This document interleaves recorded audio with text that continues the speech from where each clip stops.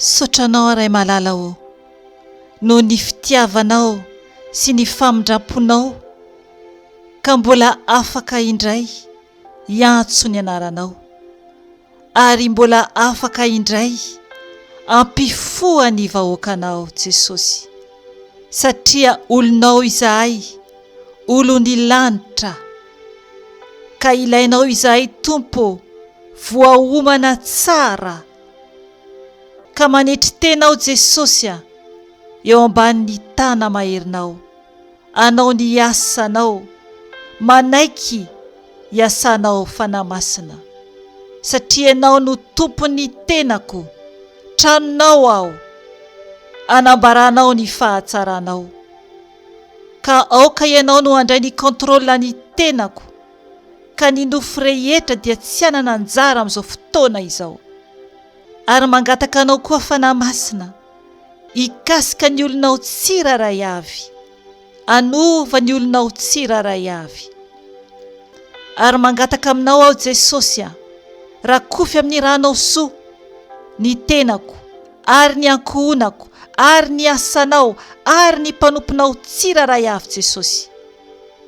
Ary aoka ianao Jesosy no andravarava ny asan'ny maizina rehetra izay mitady hanafoka anay, ka dorana amin'ny ranao izany Jesosy, satria ny ranao dia afo mandevina mandoro ny fahavalo rehetra izay mitady amely anay.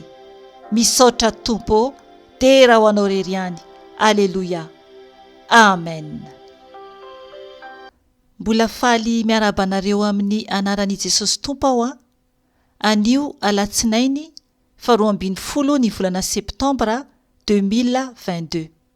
Ry havana, ny Fijoroana Vavolombelona izay ho ambarako dia anio atoandro vao teo zany no zavatra nahazo ahy ka asain'ny fanahy masina izara izany aho, ampitandremana antsika ary ampaherezana antsika, satria ny devoly Fahavalontsika dia mandehandeha tahaka ny liona mierona mitady izay arapany.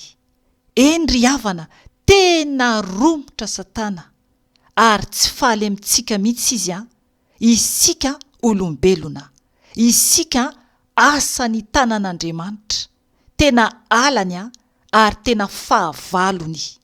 Ary manambara tsara moa io tenan'Andriamanitra io izay ao amin'ny bokin'ny Petera Voalohany 5:5-7, fa tena fahavalontsika mihitsy io devoly io. Alohan'ny hijoroko vavolombelona dia nisy teny nomeny fanahy masina teo, ka andao hovakintsika izany ao amin'ny bokin'ny Jeremia 4:4-5. Hovakiko izany amin'ny anaran'i Jesosy Tompo. Ary lazao aminy hoe, izao no lazain'ny Tompo, raha tsy miaino ahy ianareo ka tsy mandeha araka ny lalànako izay napetrako teo anoloanareo, ary tsy miaino ny tenin'ny mpaminany mpanompoko izay iraiko aminareo, eny nifoha vao maraina aho ka naniraka nefa tsy mba niaino ianareo, dia ataoko tahaka ny silo ity trano ity, ary ataoko fanozonana ho an'ny firenena rehetra ambonin'ny tany ity tanàna ity. Amen. Ry havana, ny afatra izay rehetra avoakako eto dia avy amin'ny Tompo Andriamanitra mahery. Efa maro ihany ny video navoakako, ny amin'ny faminaniana, ny amin'ny zavatra niseho tamin'ny ankohonako izay maro dia maro fampitandremana antsika rehetra, na ny zavatra miseho any Madagasikara na ny ety ampitan-dranomasina dia maro no efa tanteraka tamin'ny izy ireny.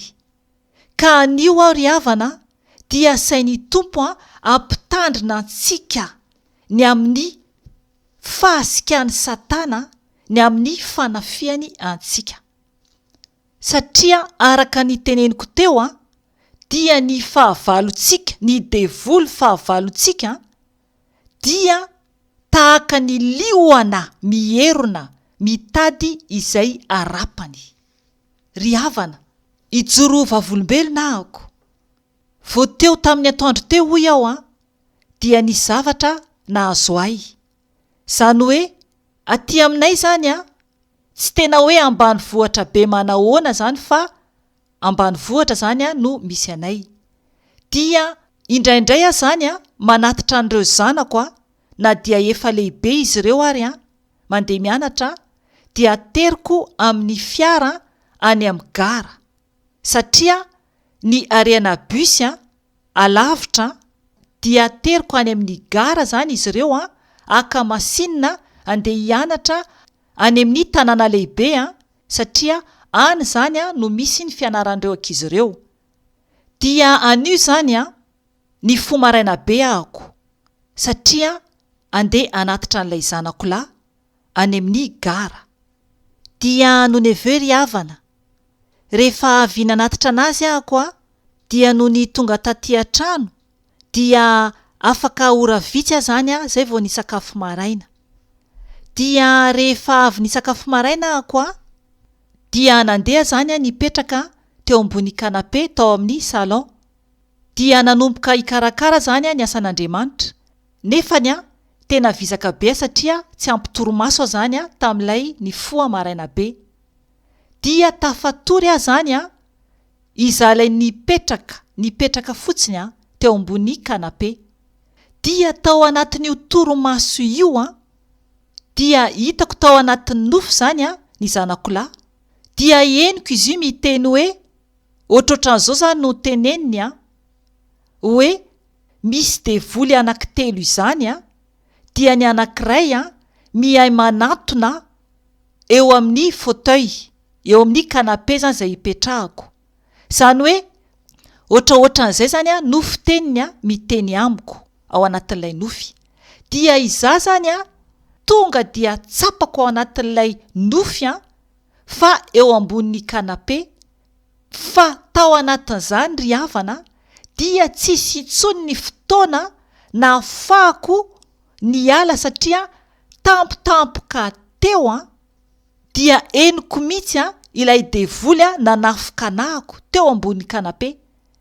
Henoko zao mihitsy fa tsy tafahetsika ako dia niezaka nietsika ako dia henoko fa namasina miteny hoe rahan Jesosy dia miteny zany hoe rahan Jesosy tsy mbola tafateniko zany le rahan Jesosy satria lay devoly henoko zao mihitsy tena hoe manafoka ahy zany tsy tafihetsika zany amin'io fa tena henoko zao mihitsy zany le tena le hoe hierina zany mangoritsina be manodidina anahako. Dia natsoko ny rahan Jesosy dia farany tafateny ako dia lasa zany lay devoly. Ry havana, inona moa no nahatonga an'izany? Nantany any fanahy masina ako dia nangataka teny ako. Tonga dia tao amin'ny bokin'ny Joba 7:30 no nisokatra teo anolohako raha vao nanokatra baiboly ako. Io no teny nomeny fanahy masina. Eo amin'ny 14 ovakiko ny eo amin'ny 14 amin'ny anaran'i Jesosy Tompo.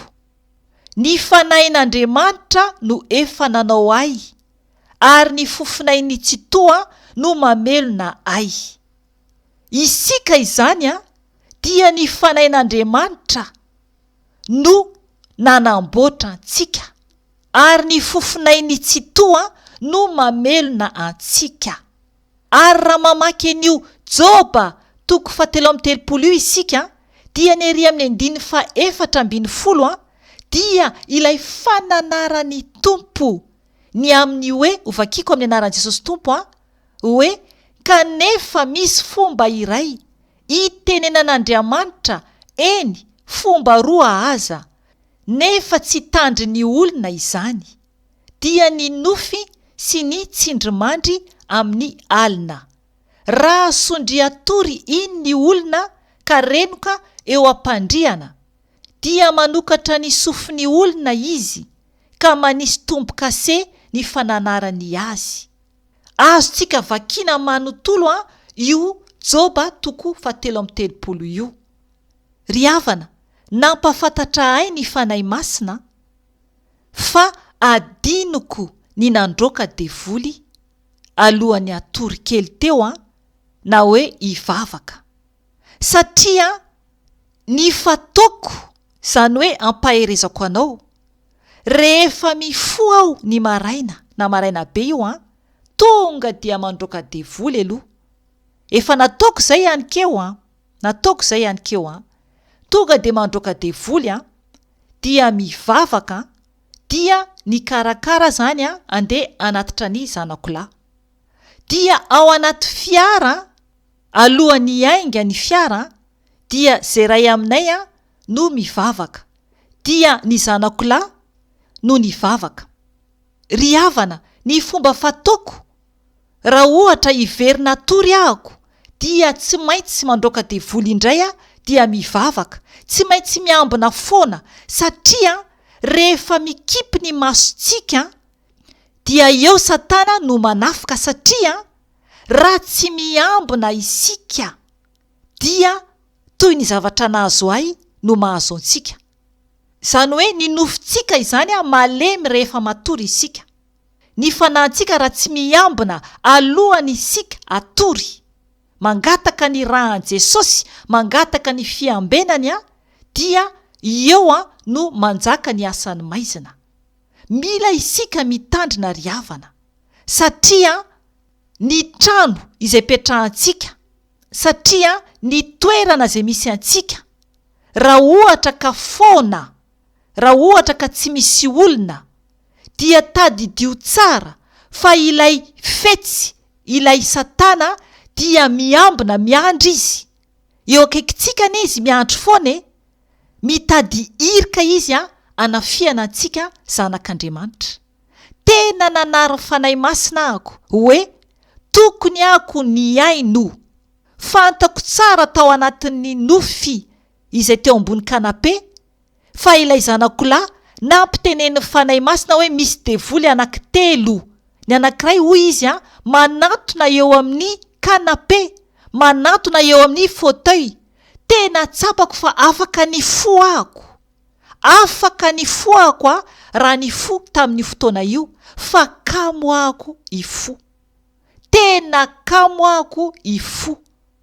Ry havana, tiantsika ny tompo ary mampiambina antsika izy. Matoa nisy izany zavatra izany dia tsy niambina ahako, tsy niambina izahako. Ny tenin'Andriamanitra izay nomeny teo tao amin'ny Jeremia dia nampafantatra ny fanahy masina, ary fimpiry moa ny tompo no miteny amiko fa ny fampiambena ny fanahy masina ny amin'ny faminaniana dia ny ankohonako, dia efa anisan'ny ankohonana natsoiny tompo ao amin'ny faminaniana. Fa izahako ny amin'ny torimaso dia tsy ny fo. Ry havana, miambena ianao, miambena fa ny devoly Fahavalontsika dia romotra ary mitady foana ny amonona antsika, andravana antsika. Toero izy, aza manaiky ho resiny.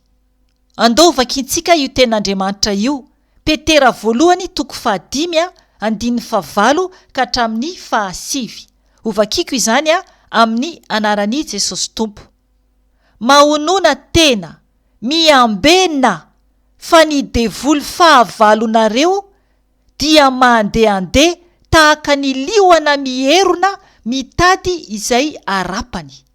Toero izy ka miorena tsara amin'ny finoana ianareo, satria fantatrareo fa izany fahoriana izany dia manjo ny rahalainareo rehetra manerana izao tontolo izao. Amen. Ry havana, manjoa antsika rehetra, manjoa antsika rehetra manerana an'izao tontolo izao. Ady no hatrehantsika, ary Satana dia tsy faly amintsika, satria izy no mpanjaka n'izao fahamaizinana izao. Araka ny efa nambarako teto ao amin'ny Efesiana 4:9 afaka vakianao izany.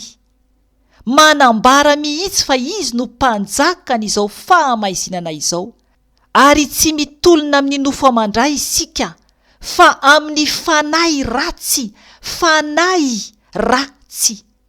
Mila isika mandroka devoly, aza manome fitoerana ho an'ny devoly eo amin'ny fiainanao. Efesiana 4:7-7 manambara izany. Aza manome fitoerana azy akory eo amin'ny fiainantsika, na dia kely aza. Jerevony zavatra nanjohay anio, satria tafatory aho dia tsy nivavaka, fa nalemy ilay nofo, resy izany ilay nofo, fa isorana ny fanahy masina niditra an-tsehatra, ry havana, tia antsika ny tompo. Engany ianao sy ny ankohonanao, raha misy ankohonana ianao, iteny aminao koa ny tompo, ampitandrina anao foana koa ny tompo, ary anamboatra anao foana koa ny tompo, ary ho lasa alala ny zava-miafina rehetra koa ianao izay ampitandremany tompo, antsika zanany tsiraray avy.